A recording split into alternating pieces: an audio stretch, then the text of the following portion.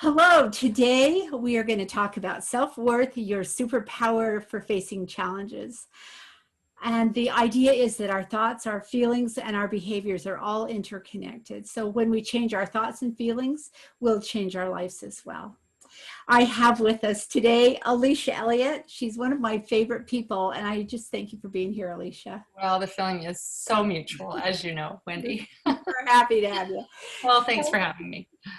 So for those of you who don't know Alicia, her passion is to help people navigate the challenges in their lives in a healthier way. Alicia is the mom of 5 from ages 13 to 23. She's married to Jared, her sweet husband, and the Bishop of the Wallachia Ward, and we just love him. She's in the final moments of getting her master's degree, her LMFT from PLU, and she'll be out on the streets in January as a therapist in private practice, and also she'll continue working for integrated therapy services. So Alicia, you're here to talk about... I'm here to talk about kind of self-worth. Like you just said, Wendy, I think and when we first started talking about this, I think you asked me, what do you think is one of the biggest challenges people face? And I said, I think it's the way they feel about themselves. That's been my experience, at least in the therapy room with clients, is they just don't feel great about who they are. And so I feel like that's one of the biggest challenges. So that's what we kind of decided to talk about today. And as you mentioned, we talked a lot about, because the first thing that came to my mind was this idea, this connection between thoughts and feelings and behaviors. And I thought about just how often our thoughts really, we can predict kind of some of our behaviors based upon what we're thinking. And so, thoughts, and this is something I explain to clients a lot, thoughts are just things that come into our heads, and they're not always even true. They're just thoughts. And they really set up certain feelings for us. Something, in fact, I just talked to a client today about was, she's a teen girl. And I said, if you were to walk into the lunchroom and you walked up to the table of your friends and they all stopped talking immediately the minute you walked up, what is it you think? Mm-hmm. And she said, well, I think that they were talking about me and that they don't want me there. And I said, oh, okay, so what is the feeling it brings up? Well, the feeling is kind of rejection or hurt or some embarrassment. And then what do? Well, I leave. I just get out of there as fast as I can, right? And I said, well, let's go back now to that thought, and let's really examine that thought. First of all, do you know if that thought's true? No, she says, right? Well, let's change it. Let's just change the thought. Let's take any other thought, and she thought for a while and she said, well, maybe they all saw me and looked up and stopped talking because they looked over at me. And I said, oh, okay. So the thought comes into your head. Everyone just noticed me and turned to look at me. What feeling does it bring? And she said, well, it makes me think that they're happy I'm here and that they're my friends and that they're happy to see me. And I said, okay, and so what's your behavior? What do you do? And she said, well, I would sit down with them and I would just start talking and feeling close to them. And I said, isn't that interesting that just that thought can kind of set this up like dominoes, right? And in fact, Wendy, you said something earlier when we were talking and I wrote it down because you said, what parts of my life are my thoughts blowing up? Yeah. Right? And I think, wow, if we could identify some of our thoughts that we're having, and those thoughts are created by our context. Often we can go way back in our lives and recognize where some of these thoughts started for us. And the way I describe it in a therapy room for me is we create a narrative for ourselves. And this narrative is kind of like a lens we look through, and we start seeing ourselves and other people through that lens. That way, right? Yeah. And so as we do that, these thoughts start to feel like facts. I'm not smart, or I'm not pretty, or I'm not good enough. I can't do this. I can't do that. And depending on how far back the thoughts got going, we never think to question them. Right. Yeah. Right. Exactly. And we don't even recognize we're having them. No, because they it's become wrong. almost part of, we think that they're us, Mm, you know. mm, And something I think that's really important to remember is that these thoughts that create these feelings aren't facts. mhm. They're opinions, Yeah. and they're also created through our context or through individual experiences or through, you know, just things that start to feel real. So I think if we can go back and start identifying, I just had this thought, Yeah. and is it true? Is there any other possibility? What holes do I have? You know, what perspective do I not see? And just change the thought. You thought that way. Well, like you did with the girl in your example today, you just asked her a few questions that had never occurred to her. Yeah, As soon as yeah, she answered those, wow, she had an alternate scenario that was just as true as the one that she created. yeah, yeah. So I think, you know, I just, and it feels kind of basic, but it's something that takes some practice. But to start to identify, what are my thoughts that are leading me to not feel great about myself? Yeah. Yeah. And one of the things I say in therapy is, you know, we can take this narrative that we've carried around for so long, and we can start poking holes in it. And by poking holes in it, that's one of the things we do is, let me take this thought. And first of all, am I thinking in this absolute term of, I'm not smart? There's a thought, right? I'm not smart. Um, and we start to look for exceptions of when that hasn't held up, when that thing that we feel like is a fact, but it's a thought, Mhm. actually hasn't been true. And we can start to see that absolute thinking is almost never true, first of all. Right.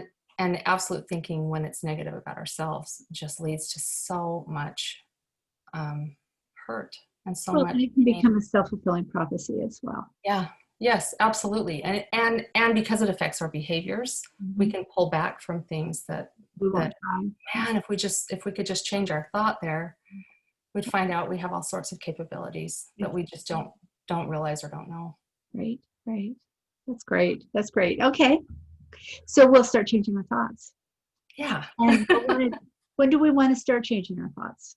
I think today. Today. The moment we realize what we're doing. Yeah, I think, yes, the moment we realize that what if, and that isn't easy, but it is possible to start to recognize, okay, I've been having these thoughts without thinking about it, but I'm actually going to pull back and I'm going to say, what was my thought?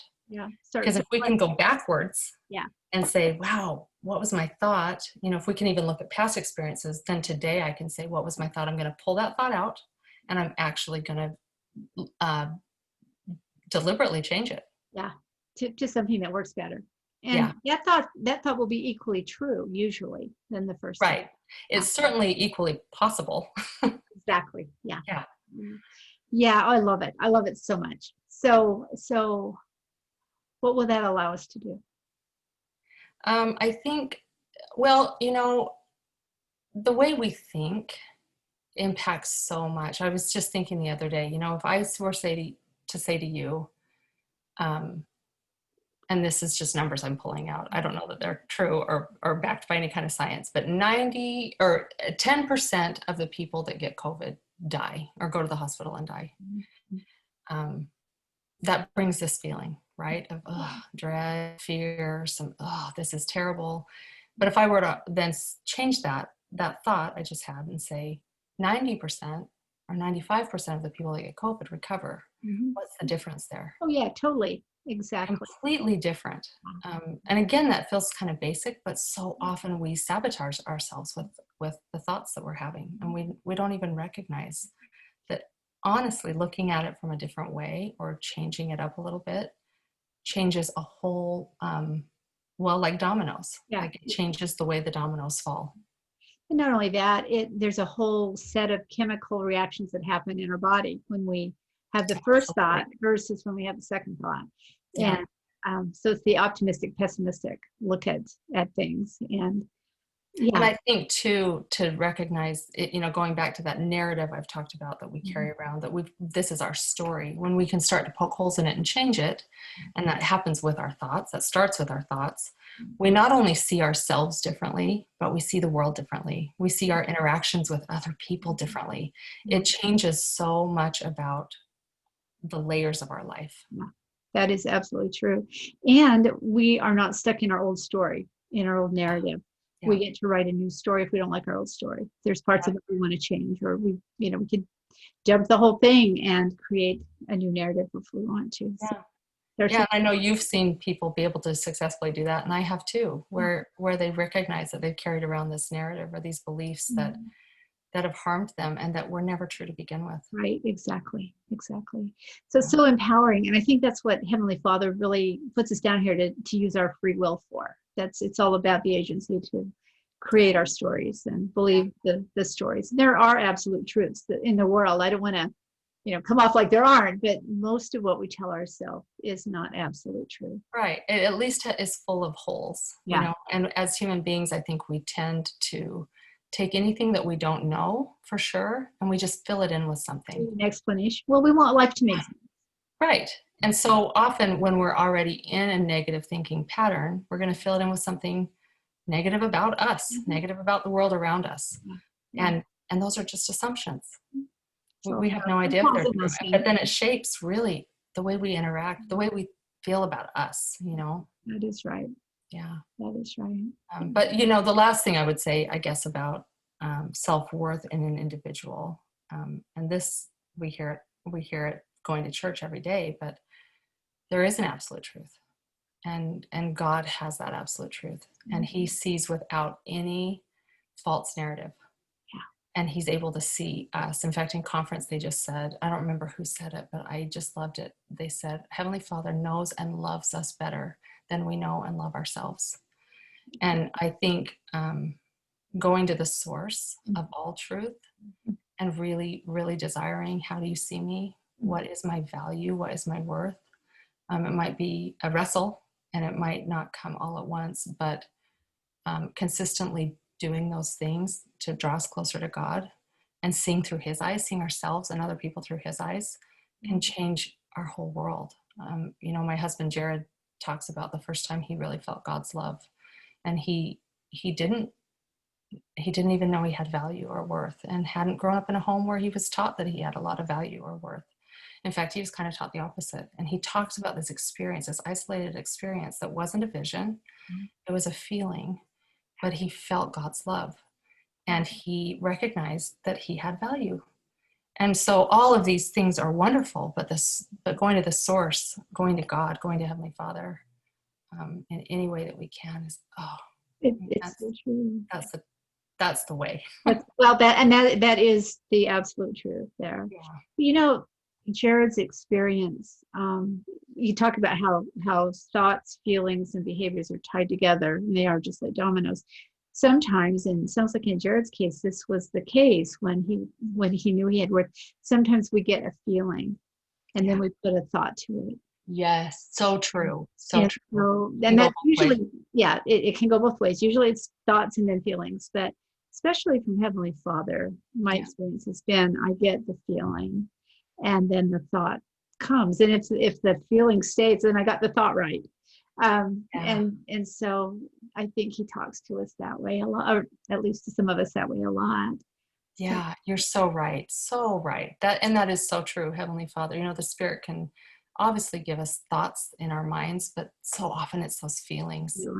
And I've heard it called the second witness is you get the thought and the feeling together. So one is a first witness and the other is a second witness. So I think that's probably true. Yeah. All right. So now we're going to talk about this as far as where our partners are concerned. And if you don't have a partner and your close friends or family members are concerned. Yeah. Just this idea of low self-worth in a partner or somebody close to you. The first thought I had when I started thinking about that topic was we can't fix our partners. I see so much heartache caused by trying to control or fix what's happening for a partner. And I think it's so important for us to recognize that we don't have the power to really fix our partner, but we do have the power to support and walk side by side with our partner or with our friends, and really encouraging them to fix themselves. to do this work for themselves, because we just can't do it for them. Mm-hmm. But encouraging them and supporting them in being successful with where it is they want to go, Right. if that makes sense. And I know that's very generic, but So I see a lot of people, I know you do too, who are not at the same stage of change. One partner is all in, they're ready to go, they want it different, and the other partner is going, well, I don't think there's a problem, or not the problem. If you got a problem, it's your problem. yeah, So how do you work that out? that's a tough one, because often, especially with couples, they come in and typically one part of the couple will say, this person's the problem and they need to be fixed. And that person may say, I'm not doing it. I don't want to do it. I don't feel like doing it. Or they just really resist that change. And what I would say, and it's not necessarily the answer people want, because there's no easy answer to it, but what I know and recognize is that until a person wants to make a change and desires to make that change, you can't force it. That's A. And B, what I tell partners all the time of people in this situation where their partner just isn't ready, doesn't want to see it, or doesn't know how, or it's not the right timing, they can always work on themselves. Mm-hmm. And it's interesting in partnerships how often they find there are things that they are doing or not doing that do contribute to the interactions they're having or the way their partner feels. And so always looking at ourselves in the mirror first, I think, is so important. And it's also very empowering, because if you feel like I can't move forward until he changes, or I am stuck until she does this differently. Yeah. In fact, I remember reading a self-help book about marriage a few years ago, and it's fabulous. But it was this whole chapter about, things that happen in marriage. And it was interesting. I mean, the whole time I'm thinking, and it was for a class, but I was thinking, oh, Jared needs to do this better. Jared needs to do that better. And then at the end of the chapter, it actually says, now, if you were thinking about your partner that whole chapter, I want you to go back and start it over and think about yourself. Oh, Put yourself in this place. And I that's was like, oh my gosh. And I realized I had. That's what I was doing is like, oh, I'm going to fix him, right? yeah. I'm going to put this guy into shape. And it was humbling to recognize, oh, I have plenty of my own stuff that needs to be addressed here. And intention versus impact. Like, if somebody's intention is good, their impact may be terrible, but their intention is good. And if I can always try to see that in my partner, what was their intention here? And even if it all went awry, it can be really helpful to recognize we're both, typically, not always, there's times when things aren't good and the intention isn't good, but those are rare. We're always usually doing the best we can. That's right. And in any marriage that I've seen that's a good marriage, you're supposed to be pulling together, equally yoked. There's no equally yoked. There's going to be one pulling a little harder than the other one. Yep. And hopefully not the same person all the time, because that would be a real problem. But there can be stretches of a couple of years or more that one person's doing the heavy lifting while the other person's recovering from something else. It's so true. And I think too, that just reminded me of something you said triggered this thought I had of, we can't fix somebody else, but the support we can give somebody else is invaluable. I have a client that just was struggling with her self-worth so much that she just did not know how to move forward, and months went by. And then I had this idea, why don't we bring your partner in? And we can just start bringing him into session and see if he can support you, in ways that haven't happened. And almost instantly, I saw this change.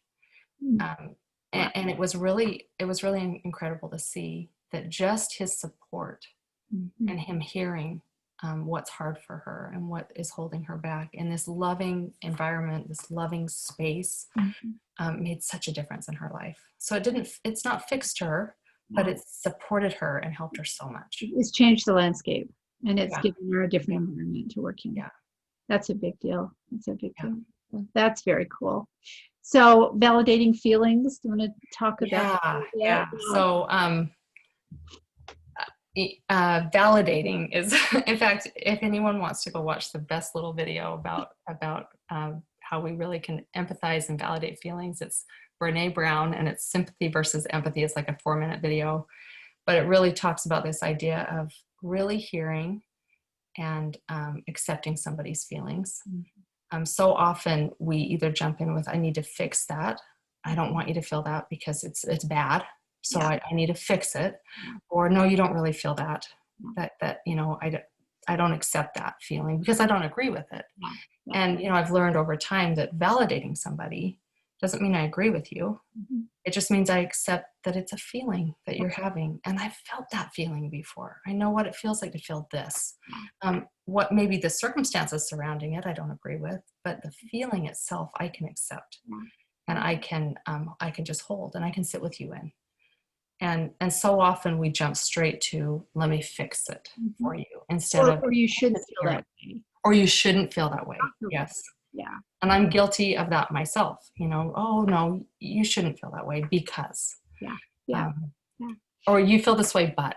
Right. And we need to take out the becauses or the buts and just say, it's okay that you feel this. Feeling this is okay. I accept it. In fact, I was telling you earlier, Wendy, that I was taught in one of my classes, and I don't have the research to back this up, but I do think it's likely true that they said that there's research that shows that if a feeling is expressed and that feeling is accepted and validated, the impact of that feeling goes down by 20% almost instantly.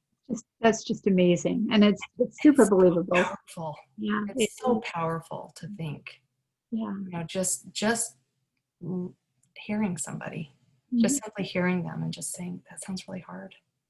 It doesn't matter what age you are. I think of that research in, with children, when they fall down and they get a bump, they immediately go look for mom. Mom says they're there and they're fine. Yeah. But that doesn't go away just because we're adults, or just because we're, every person needs to be seen and heard and validated.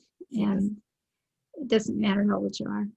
And it's that, I think you're kind of speaking to, it's that connection. That's exactly what it is. It's that connection. It's like, sometimes somebody just needs to feel, I'm not in this alone.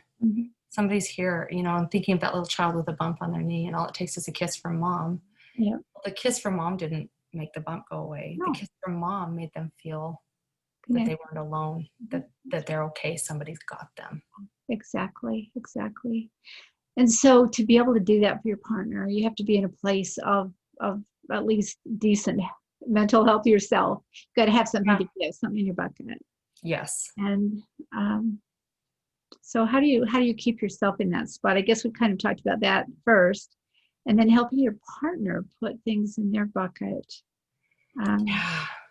Yeah. I mean, that's hard, but I think, self-care. And I know we hear that like tossed around therapy world, self-care. What does that look like? I think just recognizing that sometimes, especially I think as members of the church, sometimes we get spread so thin and we do so much that we forget that it is okay to take care of us. It is okay to address our needs. In fact, it's something I say in therapy too is, when we're in an airplane and they tell us about what to do in case of an emergency. And they say, if you're traveling with a small child and the oxygen masks come down, I remember even saying to a client once, do you remember what they say? Who did they say to put it on? And the client said, well, the child. And I said, do they? Let's think about that. Like, it's so innate in us to say we need to ignore ourselves. Give everyone else first. That I said, no, they say to put it on us first. And there's a reason, because I can't be any help to you if I've passed out because I have no oxygen. So then I can help my child. And that makes so much sense. And I think we can translate that to just our lives. Sometimes really addressing our needs and addressing what it is that we need in the moment, or what it is that we need in order to fill our bucket is vital, especially if we're going to help a partner or help a child or help a friend. Correct. Well, and you look at Christ's life, and you've heard me say this before. Yeah. There's ways that, I mean, if we follow his example, we will take care of ourselves first. He started his ministry by spending all those days in the wilderness. And when I was raised, when my kids were all home and young, I was thinking, wow, he had it pretty good being all by himself in the wilderness. I would take the wilderness over this. That's hard. But even during his ministry, he would send the crowds and even his apostles away and just be alone with his Father. And in Yeah. the Sea of Galilee with the storm, he was sleeping in the boat. I love that one the best. Me too. I think you taught me this years ago. Yes, he was taking care of his needs, Yep, he was. which he had. Yeah, yeah. Yeah. So if we're doing it the Christ-like way, we will. He never overindulged himself. He never said, I'm not on duty now. I'm taking a sabbatical. But he did take care of his needs so that he could take care of ours. Yeah. Yeah. And I think along those same lines, and again, I think you taught me this, Christ never did anything for anyone that they could do for themselves. And the message he sent there is you can be competent. Yeah. If it's something you actually cannot do for yourself, I'll do it. And he did. He provided bread miraculously and fishes that they couldn't do for themselves. But he did have them go out and get what they could. He had to work for it if he could. Yeah. If there was things he could do. That's correct. So that competence built confidence. Yeah. Yeah. And that's something that I think we often hear. We need to build this child's confidence. And my personal belief is the way to do that is to build their competence. Yes. And send the message, you can do this, and you are capable, and you can do a good job. Yeah. And same with our partners and ourselves. I think building that competence in ourselves and in others is a real pathway to confidence. I love that. So let's move to children. How do we build what our children need? Okay, I'm gonna turn the page on my notes too. Okay. All right. Okay, so just some thoughts I had for building this confidence in children is to appreciate their effort over their outcomes. And again, all of these can pretty much apply to any relationship, but I think especially children in our home. Often we get really hung up on what they produce. Mm-hmm. And again, all these things I'm guilty of myself, and I'm learning through experience, and I mess it up all the time, but do they have that A, or did we see along the way the effort that they put in? Yeah. And what a powerful statement we're sending of, we say, I think as parents all the time, I just want you to do your best. Yeah. But how often do we as parents then quickly forget and say, why do you have a B? Mm-hmm.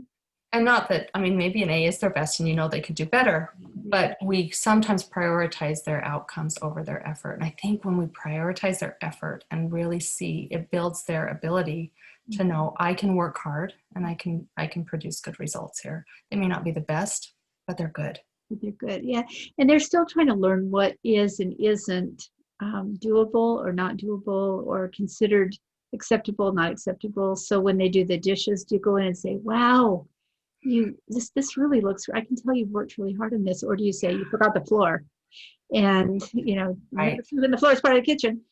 Yes, that's exactly, what a perfect example of, and we fall into that, and it's easy to do.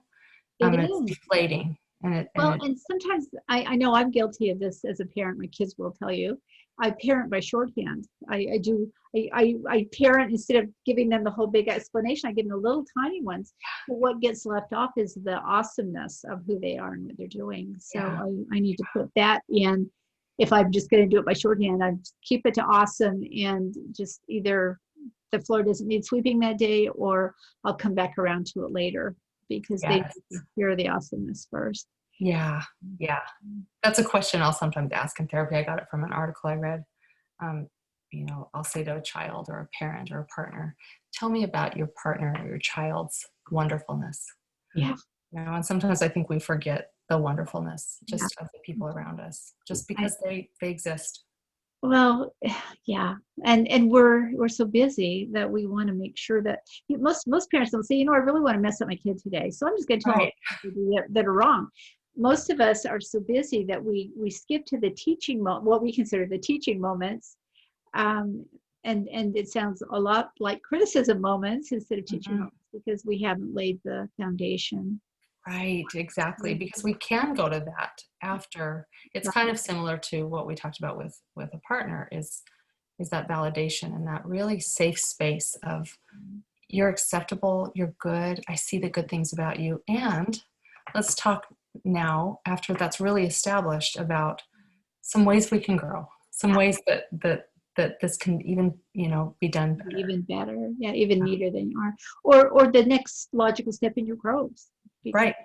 Yeah.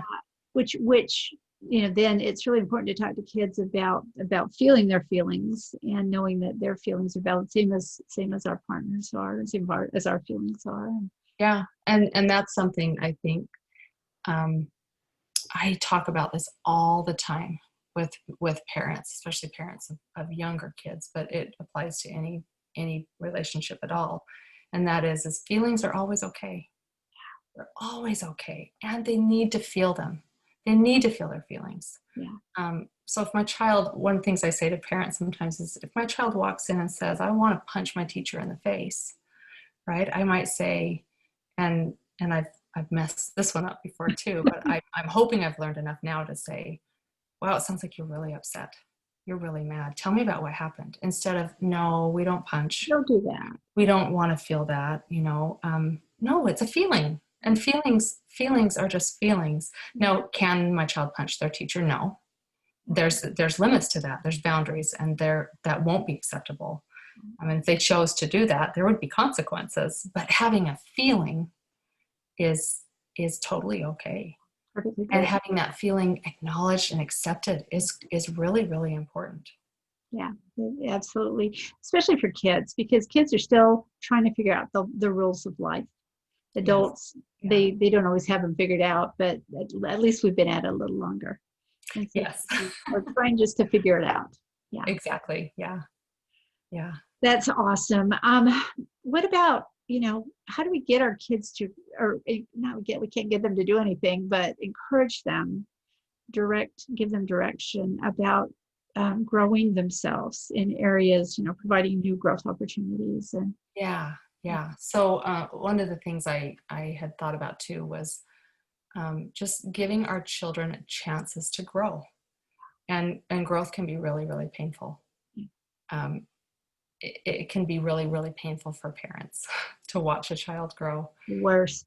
Oh, it's almost, I think we even talked earlier and you said it's almost harder as a parent to watch your child go through something hard than it is for yourself to go through Oh, I something would rather do it myself. 100 times over. I mean, I second that 100 times over. And so to watch them either suffer, even sometimes when it's suffering brought on by themselves, or to suffer at the hands of someone else, or to go through something hard, it's like our first instinct as parents is, let me take this away. Let's protect. And I think that that's instinctual, but it's not helpful. Yeah. Because especially, in our homes where there's this soft place to land, we want them to experience hard things. We want them to learn that, in fact, something I tell clients a lot too is we don't want to take the hard stuff away from our children. We don't want to take the feelings away because they're going to experience every feeling under the sun multiple times in their lives. We want them to know what to do with it. We want them to know how to cope through it. And so if we don't provide opportunities for them to make mistakes and have it be okay and have them see how to fix mistakes, who they can go to, what support they have, where to turn, what coping skills to use, man, can you even imagine? I mean, they get out in the world and they wouldn't know.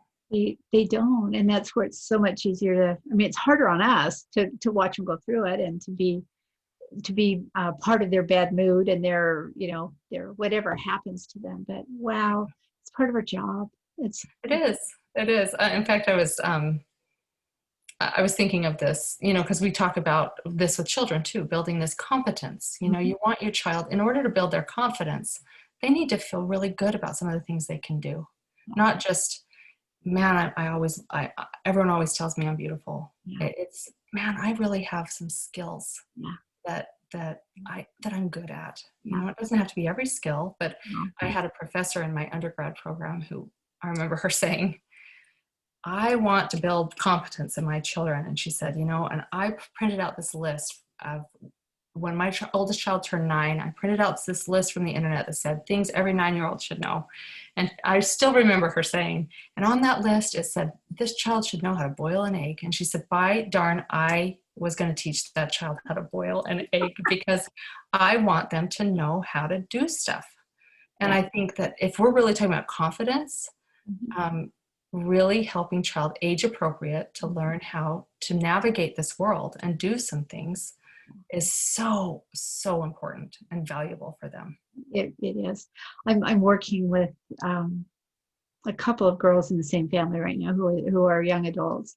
Their mom did their homework, and they got good grades in high school. They went on to good schools, and they're now home because of COVID. One of them's in school, the other one is just depressed. They will tell you that just was the worst thing she could have done. In the moment when I was a kid, I thought, wow, moms must do this for their kids. And I really loved not having to do it myself, getting good grades. I didn't have to earn it. But they said I never was able to feel good about myself. So at this stage in their life, we're working on the boiling an egg kind of thing. Yeah, yes. They didn't get that in their home. And mom thought she was doing them a favor. And she was just propping him up. Her intentions were good. But intentions were good, impact not so much. Exactly. So, and I think it's a shift sometimes in a mindset of a parent. And I say this knowing that I'm in need of this shift myself half the time. But the shift of, you know what? Sometimes them not succeeding is the best thing that could happen to them. oh, Them having a big mistake or making a big mistake, especially now in their lives when they've got the support system of a family and a home. yeah. This is when you want to see them make some mistakes. Everyone does. Everyone makes mistakes. And do we really want our first mistakes of our children to be once they leave our home? Yeah, exactly. And it would be harder on them. Certainly, it might be easier on us because we wouldn't see it in up close and personal detail. Yep. And we don't like to see it. No, it's ugly to see. But it's really, it's just part of the growing up process. And it's part of our growing up process too. Because I grew up a whole lot raising my kids and grandkids. So yep. So is there anything else that you would like to add as we're talking about, our self-worth is our superpower? I guess I'll just kind of really re-emphasize, I think, what we talked about a little bit earlier, and that is this incredible resource we have of the gospel of Jesus Christ. Especially working with so many clients and seeing so many people who don't have an anchor. And I've noticed people with a faith, any kind of a faith base, that is such a protective factor, such a resource, that there's something bigger than yourself, that whatever that looks like for each individual, that builds us up and says we're good and we're worthwhile and we're valuable and we are needed and we're important, and recognizing that resource that we have and then implementing it, especially for ourselves first, and then of course for our families and whatever our families look like. Again, Heavenly Father sees without any kind of blinders on. He just sees the whole picture. And so we all go through hard stuff. We all suffer. Nobody gets out of it. Yeah. But with that knowledge that we know, even sometimes it's hard to hear him, sometimes it's hard to feel him. But knowing that we can, and that's available to us, and it might be some hard work on our part. There's nothing I'm sure I could possibly say that is more valuable or important than that understanding that we can go to the Creator of all things, and he can speak to our hearts and our minds, and he can tell us just how important we are. And that's really where we get our superpower, isn't it? It's from him. And you're exactly right. And I've had that same experience. Clients that I have who believe in a power bigger than themselves, whatever they call it. Yeah. We're so much farther down the road than those that don't. Oh, it's an anchor. It's an anchor, and it keeps you from drifting just wherever the wind blows.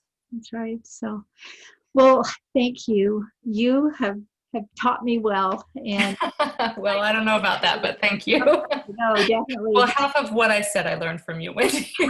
No.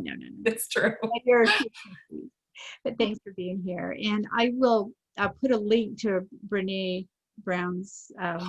Yes, I seriously show it to almost all of my clients. It's just the most fabulous little clip. It's so great. Put it in there. Okay. All right. Thanks, Alicia. Thanks, Wendy. Yeah.